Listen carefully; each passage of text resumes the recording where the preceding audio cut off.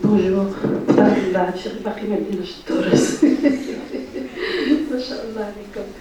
Je suis très contente de retrouver les étudiants de la faculté des sciences d'éducation. Cette année, on est un petit peu frustrés parce qu'on a été les premiers à lancer le programme des études début septembre, parfois, 10 septembre, on est déjà en cours.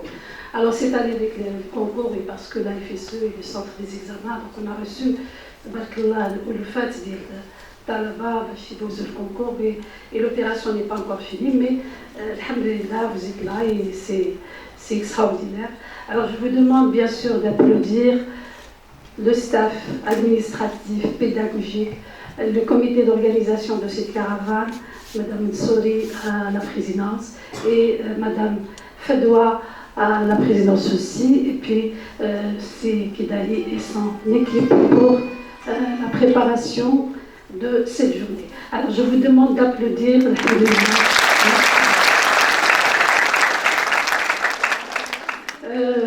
Vous devez savoir que cette caravane n'a pas été facile à organiser, ça a demandé beaucoup de choses. C'est des réunions, c'est des choses, des idées, c'est beaucoup de choses. C'est pas au hasard. Et là, donc, j'ai été impliquée dans cette préparation et on a proposé dans la totalité des thématiques. Bien sûr, les thématiques non plus, il ne fallait pas les proposer au hasard. Non, il fallait trouver quand même un fil rouge, un background important. Et donc, puisque la faculté des sciences d'éducation est la seule faculté des sciences d'éducation au Maroc, elle a connu à travers son histoire beaucoup de choses, beaucoup de chantiers qui malheureusement ont fermé, pour des raisons peut-être qu'on ignore, mais en tout cas, ce qui fait mal au cœur, c'est que beaucoup de choses ont été, disons, créées, mais on n'a pas préparé la relève. Ça veut dire quoi? Ça veut dire qu'un enseignant, une équipe, elle peut monter un projet extraordinaire, mais avec la retraite et le départ, ça y est, le projet meurt. Et ça, c'est une chose qu'on doit absolument vaincre et travailler autrement. Alors, autrement, je donne aujourd'hui la parole à mon collègue, le grand professeur Andalusi, c'est l'Andalusi. Pourquoi? Parce que c'est lui le fondateur du préscolaire au Maroc. Je vous demande de l'applaudir, s'il vous plaît. Alors, le préscolaire, c'était un concept qui a été monté par Andalusi avec toute une équipe marocaine et étrangère. Et puis, il a formé, au départ, c'était donc pour préparer des éducatrices et des éducateurs au niveau du secteur privé. Et puis après, c'était une licence, si je me rappelle, j'étais parmi les membres des jurys qui circulent à Marrakech, à Fès, pour trouver des éducateurs des gens, parce que être éducateur ou éducatrice n'est pas donné à tout le monde. Il faut beaucoup de compétences, surtout des compétences, disons, morales, éducatives, bien sûr. Quelqu'un qui aime les enfants, qui adore le métier auprès des enfants, c'était beaucoup de conditions. Ce n'était pas uniquement un diplôme avec un bon relevé de notes, non. Il fallait autre chose. Et donc, en faisant cette tournée avec Andalusi, j'ai découvert énormément de choses dans la casse, disons, cachée des jeunes Marocains et Marocaines. Et donc, au départ, c'était des formations adressées au secteur privé. Après, c'était une licence de 2 semestres, S5 et 6, donc c'est Andalusi a bien sûr impliqué toute l'équipe de la faculté avec des étrangers. Et puis après, maintenant, il est devenu une faculté fondamentale avec cette idée qui est la gère, et je remercie parce qu'avec cette idée, il prend le relais. Et voilà pourquoi j'ai parlé de relais, parce que justement, c'est des projets hyper intéressants. Il faut qu'ils continuent parce que notre pays a besoin de ces formations. L'enfance ou la petite enfance, c'est le nid. Et quand on a des enfants bien encadrés, qui ont bien inspiré de l'amour et beaucoup de choses, donc ils grandissent dans un contexte d'élévation avec un grand équilibre. C'est Andalusi, je vous donne la parole et merci beaucoup pour avoir accepté notre invitation. Après Andalusi, je présente Stade Bourguit. Merci Madame Merci, merci pour votre invitation. Je suis très honoré d'être là aujourd'hui, là où j'ai passé toute ma carrière. Je suis à la retraite actuellement depuis quelques années. Et je me rappelle encore, pas dans cette salle, mais dans une... On l'appelait à l'époque la salle 7.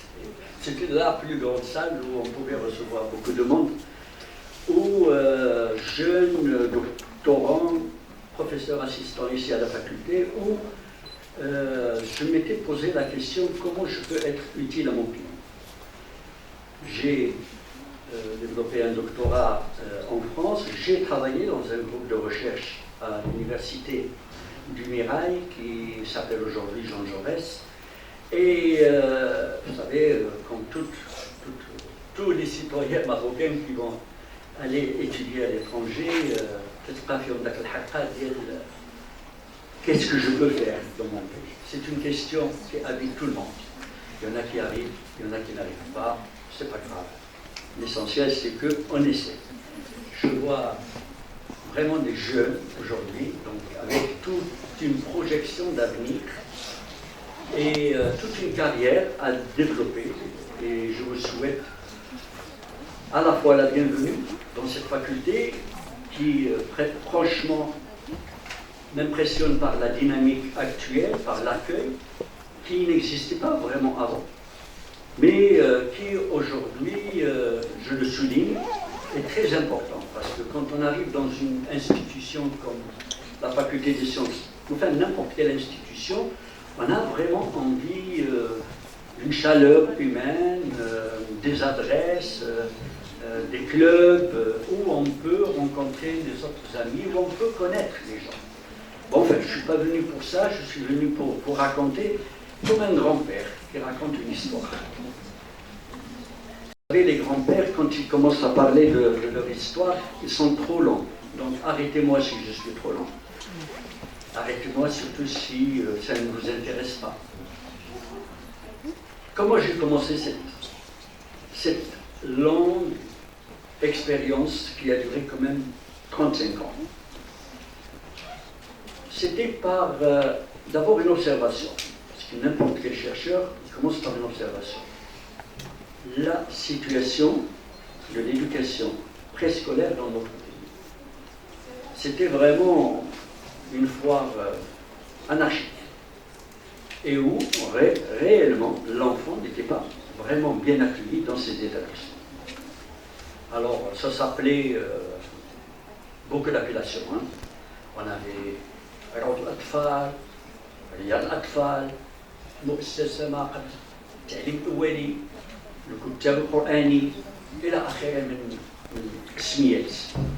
Et cette situation-là, comme je l'ai bien analysé, j'ai réalisé que l'enfant était le dernier servi dans cette institution-là.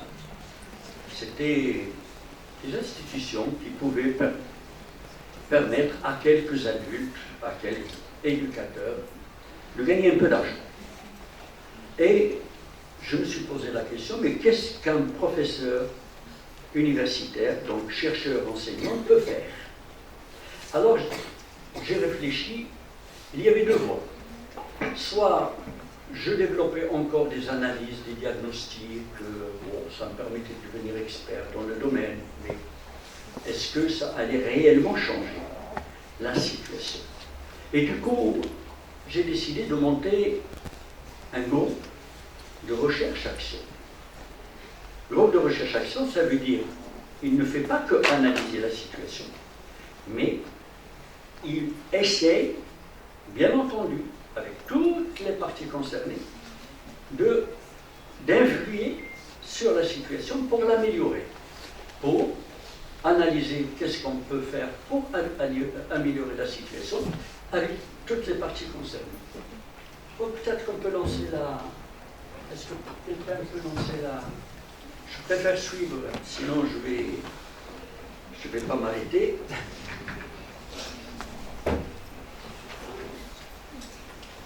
Alors, je vais aller là-bas.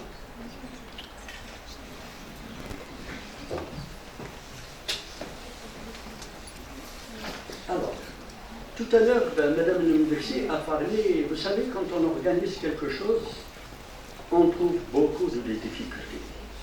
Eh bien, j'ai envie de vous dire une chose. C'est dans ces difficultés que nous arrivons à relever les défis. Et si on n'arrive pas à avoir des défis dans des projets, c'est que n'importe qui peut faire ce projet, donc il n'a pas besoin de nous. Donc, si on veut investir à la fois notre matière grise, notre expérience, notre savoir, notre synergie entre toutes les parties pour capitaliser sur tout cela, alors dans ce cas-là, il faut vraiment aller dans les pistes, dans les champs où il y a des défis. Ce sont ces défis qui sont motivants, qui sont stimulants et qui donnent envie d'aller plus loin, à la fois dans la connaissance scientifique et à la fois dans la recherche des solutions pour les personnes intéressées, les personnes concernées, comme les parents, les éducateurs, les responsables et les décideurs qui travaillent dans les ministères. Nous pouvons être responsables dans un ministère, mais ne pas avoir l'expertise. Je crois beaucoup que c'est dans la synergie entre l'université et entre les instances et les organisations qui nous gèrent que nous pouvons améliorer notre pays. Le développement passe par là. La séparation des organisations ne permet pas d'aller plus loin. Elle ne fait que réinventer la même chose tout le temps et nous n'arrivons pas à cette synergie et à cette capitalisation fort nécessaire pour qu'on puisse avancer. Donc, alors je vais vous raconter cette histoire à travers le groupe ATFAL. Nous l'avons ATFAL, nous l'avons nommé ATFAL, ça veut dire ATFALE, Alliance de travail dans la formation et l'action pour l'enfance. Soyez indulgents pour LE, on n'a pas trouvé mieux. Mais on l'a appelé pour l'enfance. Aujourd'hui, ça s'appelle ATFALEC. On a ajouté le Q qui veut dire pour la qualité de l'éducation. Alors, je vais vous raconter cela. Alors, comment je fais là?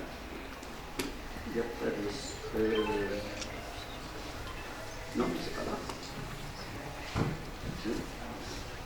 C'est là que pas. Alors, je vais vous raconter donc le développement de l'éducation préscolaire, je l'ai appelé un défi à relever. Et donc, voilà. Bon, rapidement, je vais vous parler de l'identité dans n'importe quelle organisation ou dans un groupe de recherche que nous développons à l'université ou ailleurs.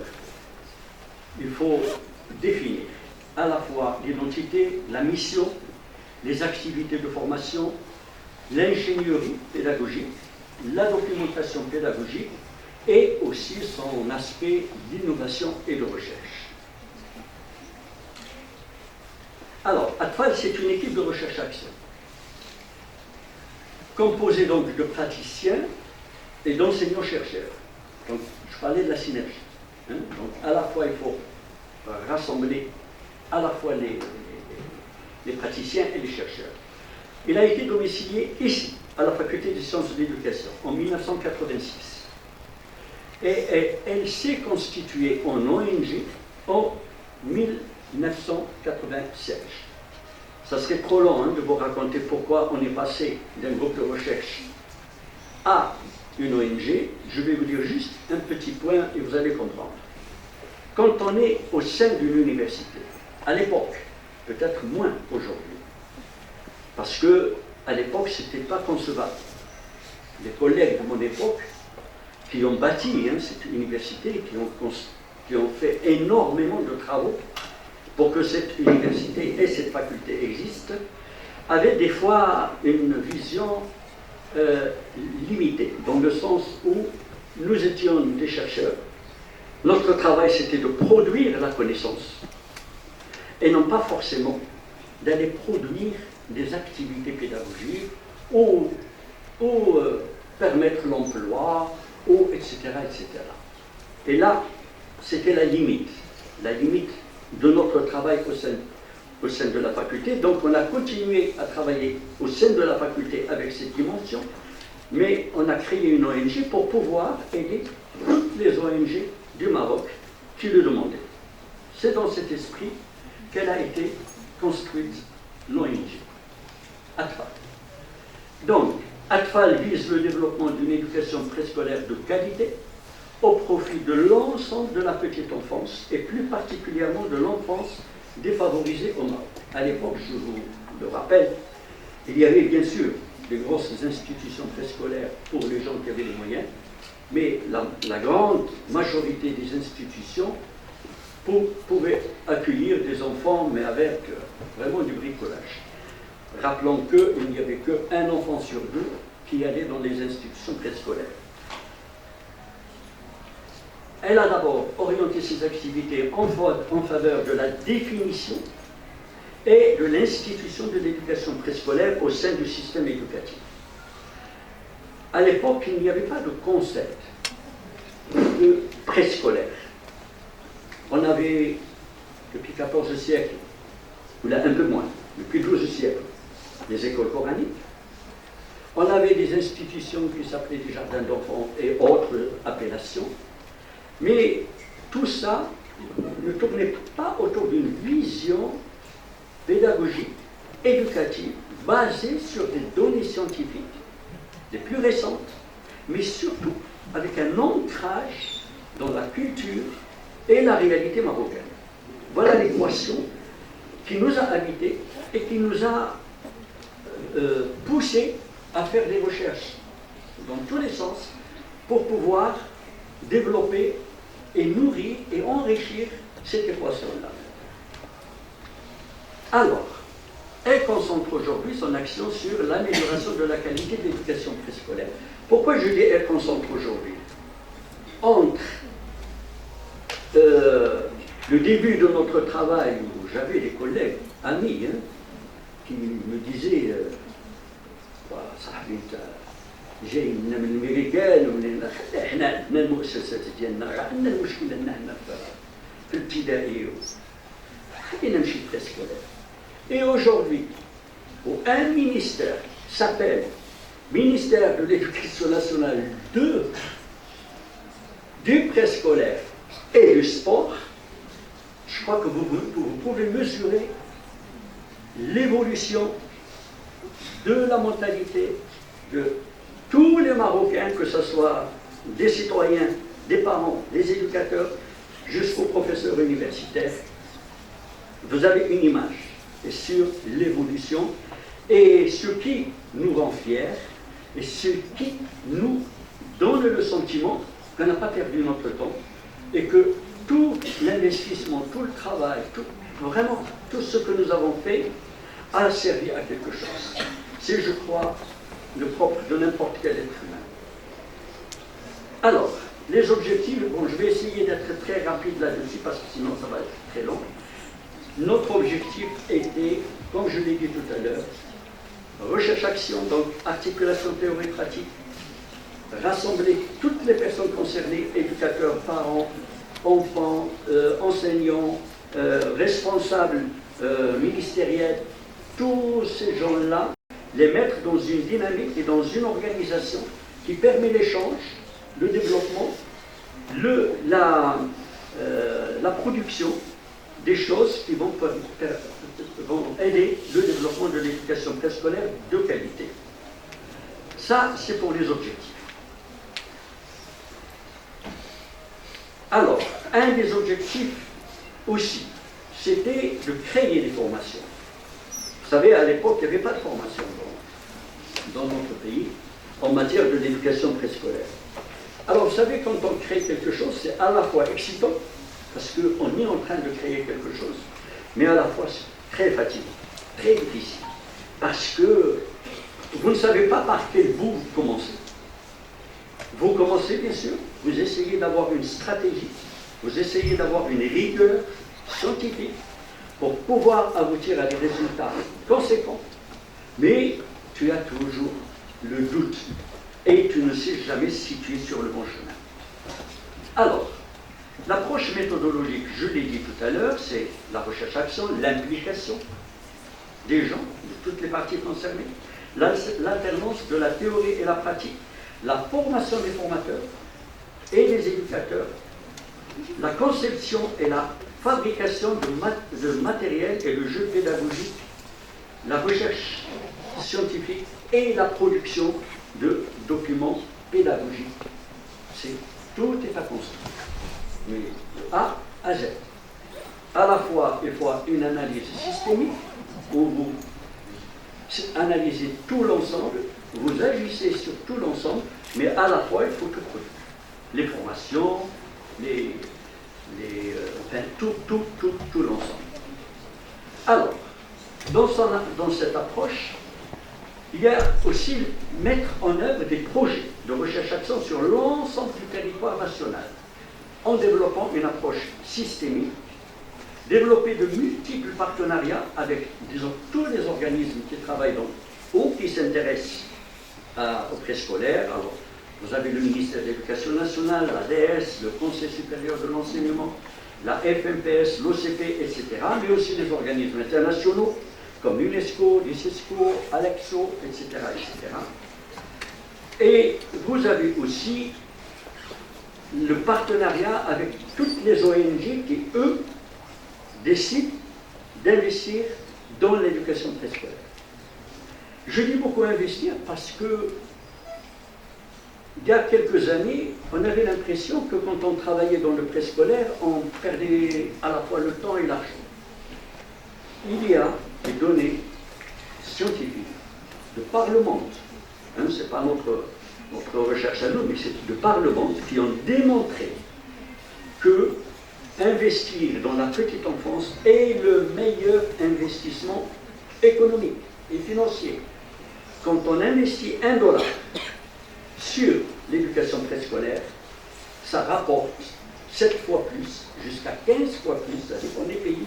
C'est une étude qui a été faite sur 40 ans et qui a démontré cela.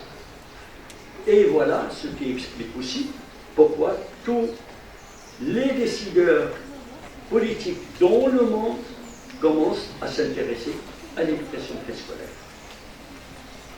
Alors, maintenant, comment on s'est pris pour faire ce travail? Alors, on a beaucoup organisé des conférences, des séminaires, des journées d'études, ici à la faculté. On organisait ça et on ne le faisait pas entre nous. On ouvrait pour inviter les éducateurs qui n'avaient pas de formation et qui venaient en masse. Je vous donne un exemple. Quand on faisait des colloques, des séminaires habituellement au Maroc, à la faculté, on arrivait à rassembler 150, 200 personnes. Les colloques que nous avons organisés, dans la mesure où on a ouvert sur tous les éducateurs et les éducatrices, on a atteint ici à la faculté jusqu'à 1500 personnes. On n'avait pas assez de salles pour recevoir tout le monde. On a mis des écrans télévisés un peu partout et on a projeté les interventions dans toutes ces salles-là. Et malgré ça, on n'a pas eu vraiment l'infrastructure pour. Et on a compris combien ces gens-là ont soif de connaissances, ont soif de techniques et de méthodes pour pouvoir bien travailler avec les enfants. Donc on a organisé, bon je ne cite pas tout ce que nous avons fait, j'ai choisi quelques exemples. Là par exemple, ce sont des journées d'études que nous avons organisées et qui ont eu un grand succès au niveau international sur la violence éducative ordinaire. C'est-à-dire avec la salle de كلنا كلنا وشنو الأثار ديالها على التطور ديال الطفل. Et ça c'était très très important parce que on a, et ça c'est le travail scientifique.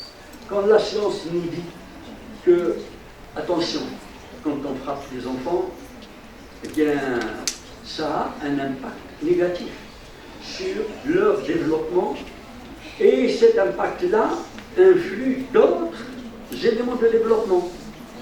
Quand on sait ça, on ne peut plus se taire. On organise une manifestation et on fait venir les gens intéressés pour s'intéresser à ça.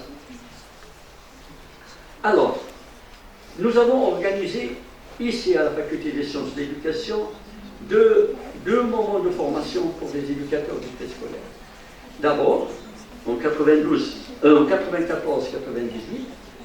on a mis en place une maîtrise, ça s'appelait à l'époque maîtrise appliquée sur l'éducation préscolaire. Il y avait l'éducation préscolaire et l'éducation spéciale, deux maîtrises.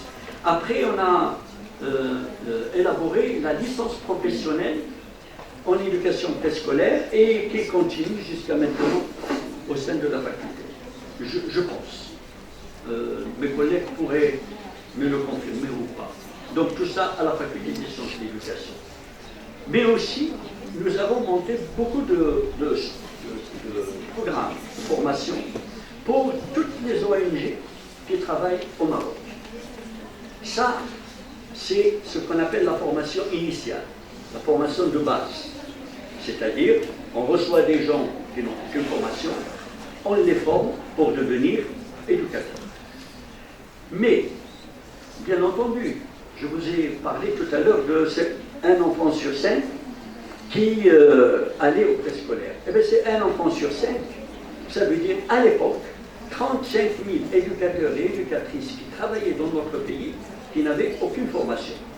Il fallait donc réfléchir sur quel mode de formation on peut leur donner pour qu'elles puissent comprendre qu'est-ce que c'est qu'un enfant, qu'est-ce que c'est que les méthodes à travailler avec l'enfant, quels sont les champs et les compétences qu'il faut donner à cet enfant-là, à cet âge-là. Ça a donné donc ce qu'on appelle la formation sur le tas.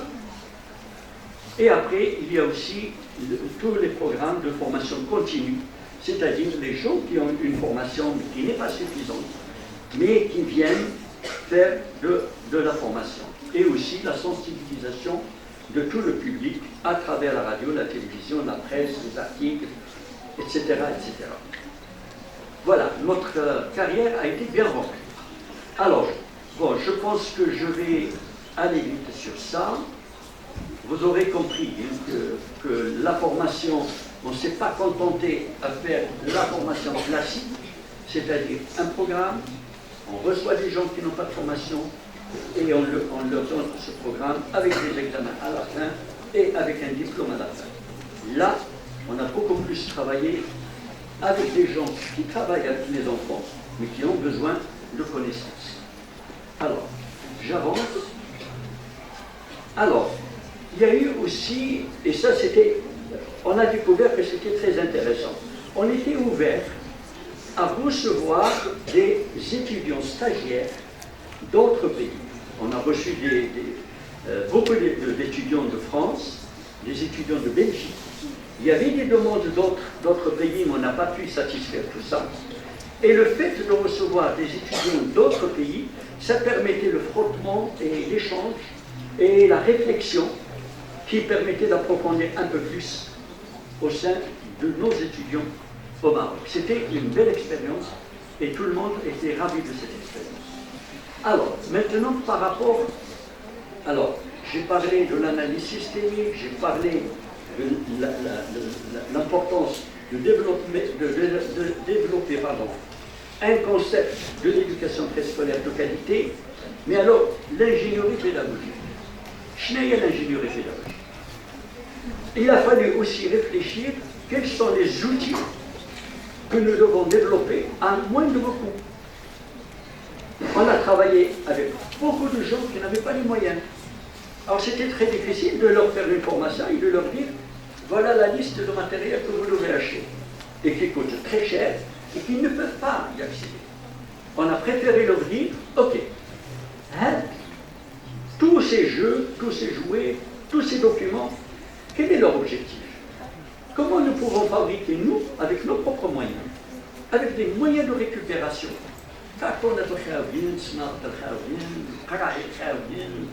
et avec ça, on va essayer de fabriquer pour atteindre ces objectifs.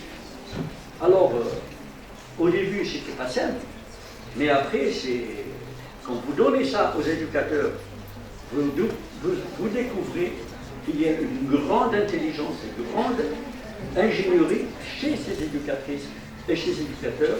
Et après, il y a le foisonnement de tout ce qu'ils produisaient, et c'était vraiment riche et intéressant. Alors, on a fabriqué beaucoup de jeux, des supports pédagogiques, toujours bon marché, solides, respectueux de la diversité.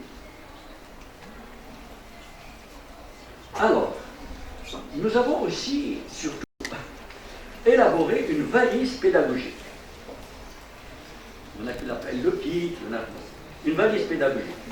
Qu'est-ce qu'elle contenait, cette valise pédagogique?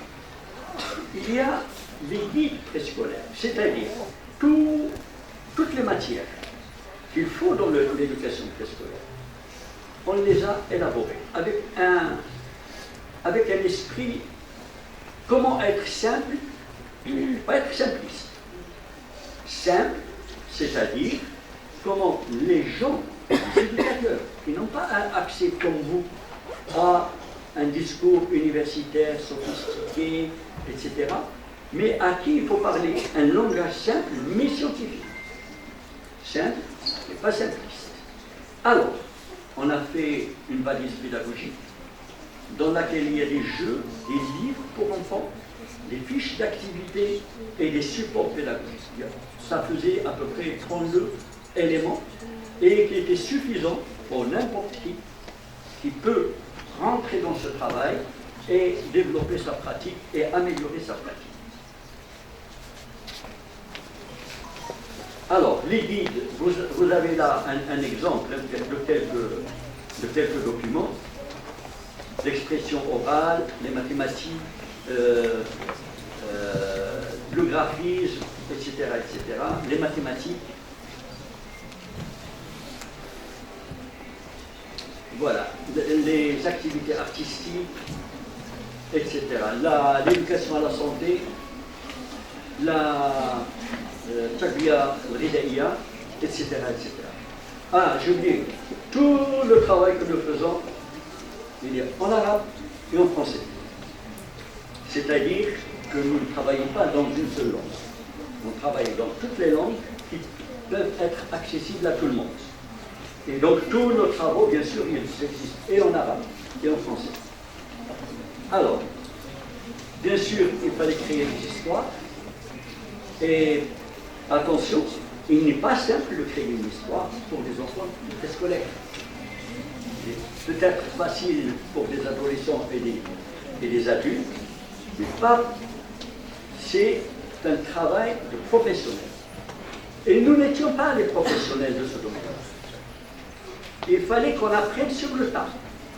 Et on a espéré que tous les éducateurs et les éducatrices aident à créer des histoires. On n'a pas vraiment réussi. Pourquoi? Parce que toutes les histoires qui ont été créées étaient créées dans un esprit de Bokmat, ou la Qassas el-Lila, ou la Diazan, donc c'est vraiment, c'est un art. Créer des histoires pour enfants de 3 ans, 4 ans, 5 ans est un art qui n'est pas donné à tout le monde. Et franchement, on a eu du mal à le faire. On n'était pas formé pour ça, on n'est pas professionnel pour ça. Il y a eu une personne dans l'équipe qui a travaillé énormément pour créer ces histoires. On en a créé 3, pas plus. On a fait aussi un document des chants en arabe et en français qui était enregistré avec un CD et qui est donné à tous les éducateurs et éducatrices. Un petit détail, toute cette valise pédagogique n'a jamais été vendue. C'est une valise pédagogique qui a été créée par une équipe de chercheurs universitaires de la faculté, à FAL, mais on cherchait toujours des sponsors qui pouvaient imprimer et distribuer gratuitement à tous les éducateurs et les éducatrices. C'était nécessaire pour que ceux qui n'avaient pas les moyens accèdent à une éducation préscolaire de qualité. Voilà, en parlant, je vais... comment revenir en arrière? Là, je crois que c'est là, non? Voilà. On a aussi développé, ici au sein de la faculté des sciences de l'éducation, un référentiel de compétences. C'est quoi un référentiel de compétences? On arrivait, il fallait toujours poser une question et trouver des réponses. Qu'est-ce qu'on veut qu'un enfant qui vient dans une institution préscolaire développe comme compétence quand il sort de l'institution? Donc, au Maroc, je vous rappelle, les enfants qui vont en préscolaire, c'est 4 ans et 5 ans. Ça, c'est un choix pour le moment au Maroc. On parle d'intégrer les enfants de 3 ans après. Mais pour le moment, 4 ans, 5 ans. Donc, on a développé ce document-là qui a été largement distribué et avec lequel beaucoup de gens travaillent. Alors,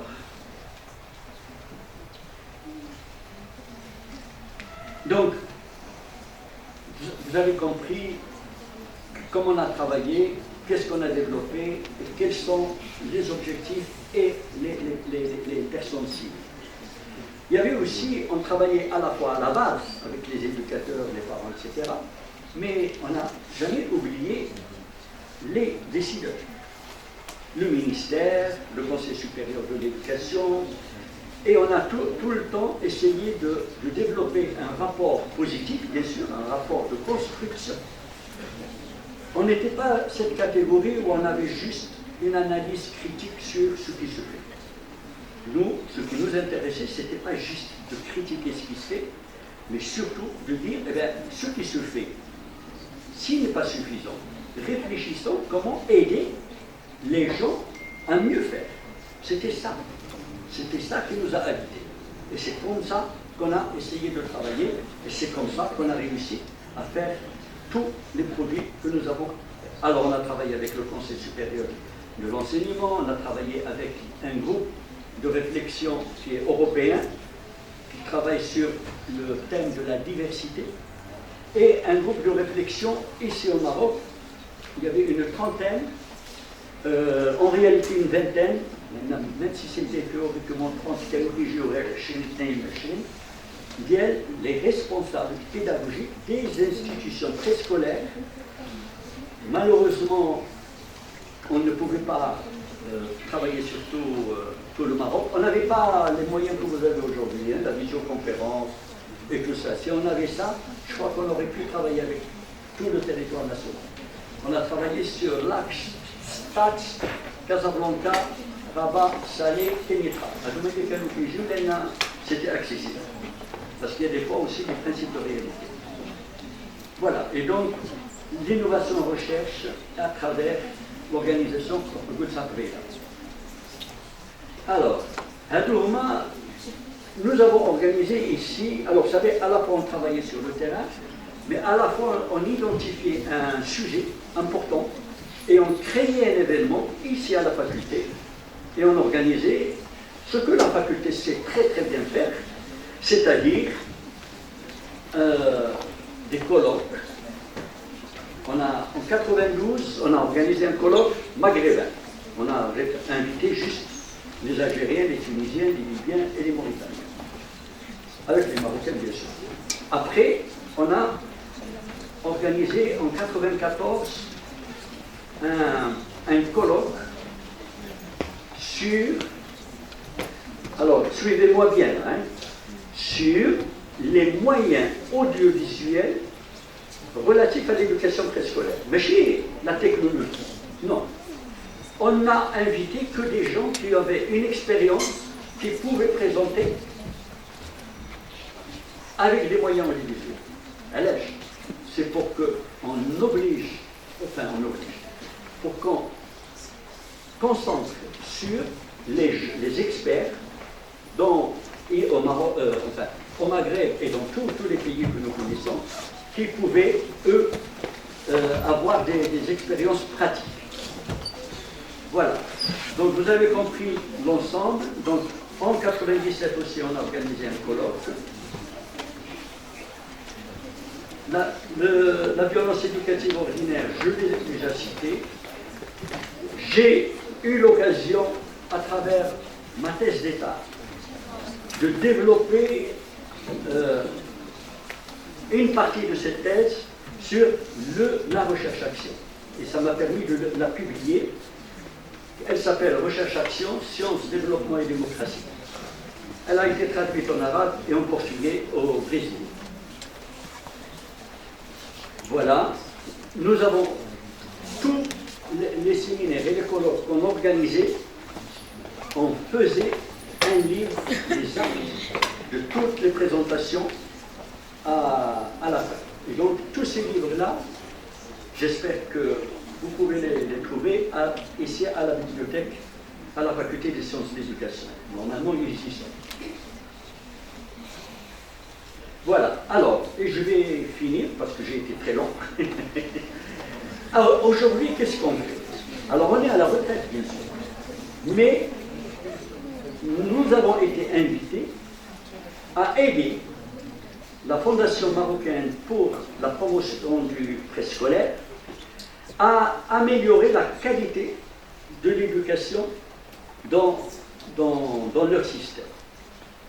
Nous parlons de 250 000 enfants, on parle de 12 000 éducateurs et éducatrices à qui nous avons accepté d'essayer de les aider pour améliorer leur qualité dans leur système. Et c'est un projet que nous avons fixé 2022-2024. Alors, le but de ce projet, c'est d'accompagner la FMPS dans la mise en place d'une démarche continue de qualité dans le domaine de la pédagogie préscolaire en s'appuyant sur la démarche de la recherche-action. Vous remarquez que la recherche-action est toujours notre moteur. Alors, les objectifs généraux, c'est développer des mécanismes permettant la mise en place d'une démarche continue de qualité, créer une synergie, je reviens à la synergie dont je parlais tout à l'heure, une synergie et une complémentarité des forces pour accompagner la FMPS en tant que pôle de qualité dans le domaine du préscolaire au service de l'ensemble des professeurs du secteur. Et je vous remercie et désolé si j'ai été...